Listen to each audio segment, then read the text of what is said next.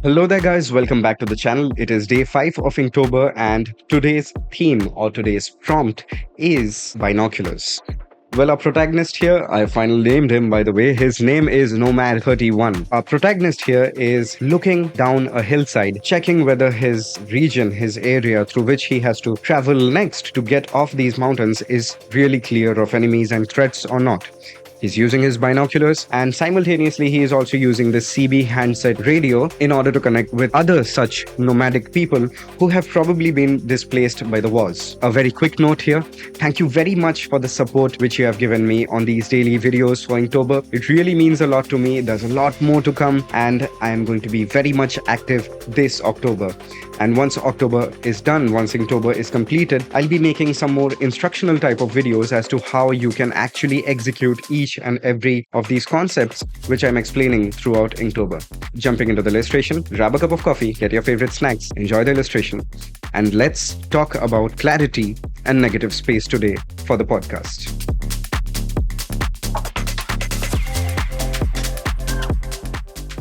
What is negative space? Negative space is also known as white space sometimes in classical illustration and art. It is actually defined as the space which surrounds your main objects, your main characters in an illustration or in an image. It can be white, it can be black. The foreground objects, the foreground, the midground, these are known as the positive space objects, which actually occupy the attention of the viewer, the attention of a reader in cases of comics and mangas. Why is negative space important really? Why are we talking about it? Well, negative space is this impeccable tool in your scene setting, especially in photography, even in photography as well as illustration, which helps to draw your viewer's attention towards the central subject, towards the central elements of an illustration. Since negative space is most of the space surrounding the subject, anything that you draw in this is also going to add to the burden of that same amount of attention which your viewer has. Attention is not really quantifiable for that matter. It is something which is just captured the very moment a viewer looks at your image. So it is like this very valuable currency, and you want to direct your viewers' attention towards the most important parts of your artwork. That is the reason why you should use your negative space very wisely. Taking the example of this very illustration which I'm making today, most of the negative space surrounding my character, the background, is going to be really dark.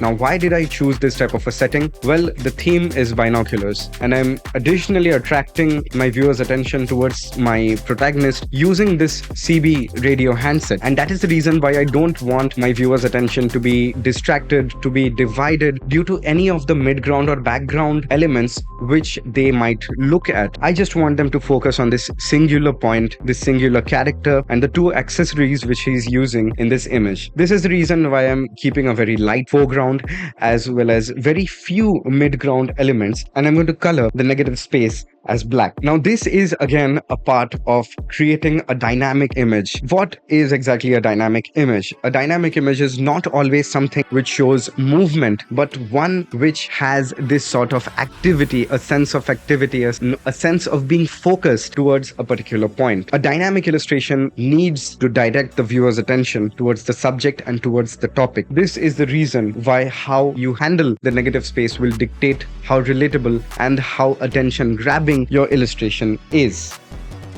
This also sets the mood and atmosphere for illustration. So the configuration, the exact positioning of the objects, of the characters in your illustration is going to be supplemented by the negative space. Creating these solid black backgrounds, what it does is you are not creating this busy background, and your viewer doesn't have much to look at in the background. So they are not going to pay much attention towards that region. Also, what happens in this case is since the background is really dark, it brings out the details which are less darker than it. You might be seeing that I'm using a very heavy ink wash on this one. I'm going to do a lot of cross hatching as well, but that is not really going to seem very dark in the image. And the reason is that the negative space is the darkest part of this illustration, and that is the reason why you'll still be able to see shadows, why you'll still be able to see the dark gray washed areas as clearly defined for the subject as well as the accessories which I'm drawing.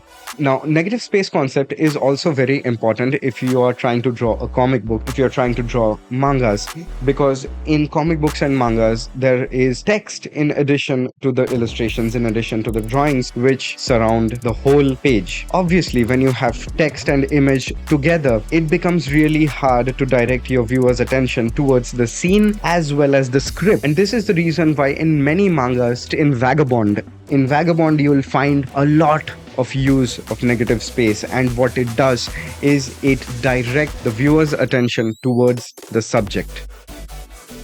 You can make a scene looking pretty intense, or you can make a scene looking pretty light and comfy just with the use of negative space. A dark background, a dark negative space, a filled one. Not the positive space, not the foreground, mind you. The negative space directs the viewer's attention towards the subjects which stand out as bright highlights.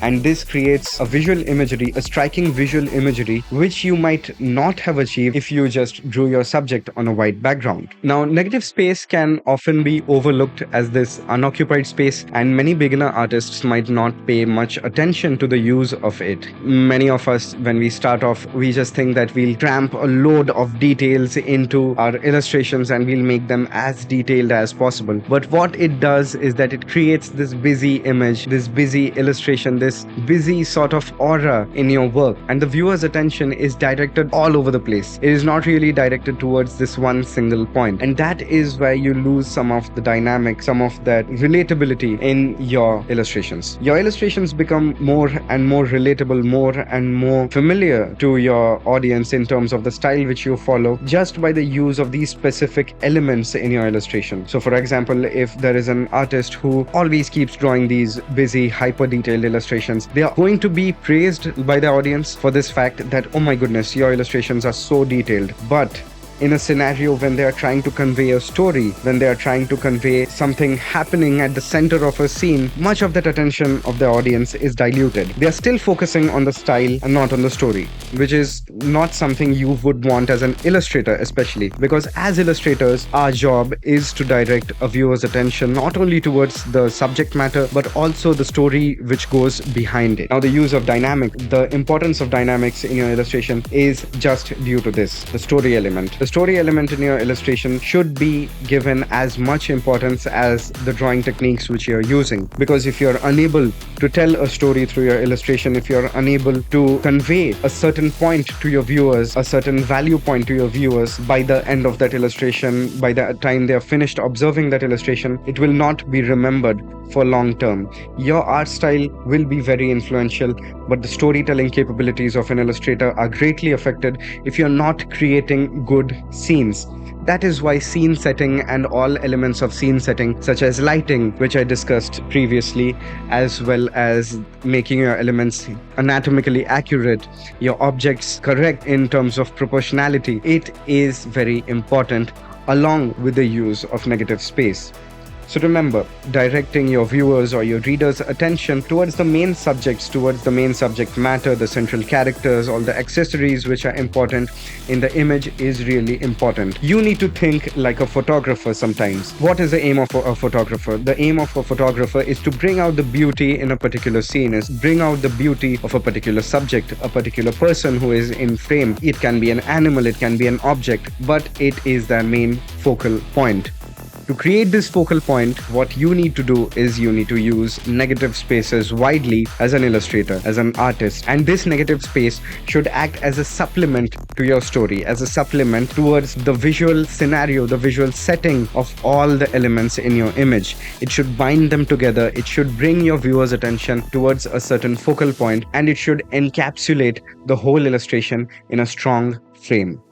I hope this video finds you well and you can use all these tips in your art journey as well. I'll make sure to cover more of these techniques as Inktober progresses, and I'll do hands-on videos on these techniques as soon as Inktober is over. I'll see you in the next video.